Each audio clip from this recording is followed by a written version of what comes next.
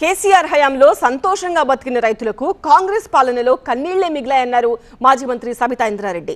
వికారాబాద్ జిల్లా పరిగి మండలం కాడ్లాపూర్, రాపోలు గ్రామాల్లో ఇండస్ట్రియల్ కారిడార్ భూసేకరణకు వ్యతిరేకంగా రైతులు చేస్తున్న ఆందోళనకు ఆమె మద్దతు తెలిపారు.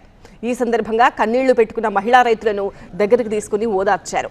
ప్రభుత్వం వెంటనే భూసేకరణ నోటిఫికేషన్ ను వెనక్కి తీసుకోవాలని డిమాండ్ చేశారు.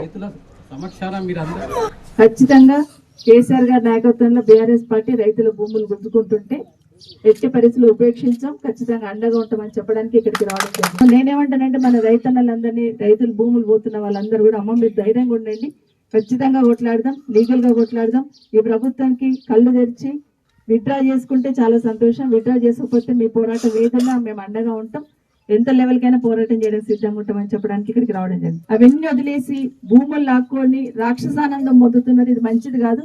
రైతులు కన్నీరు పెడితే రాష్ట్రానికి మంచిది కాదు, బాగా గుర్తుపెట్టుకోండి. రైతులు కలకల పడితే ఎవరికి కూడా మంచిది కాదు.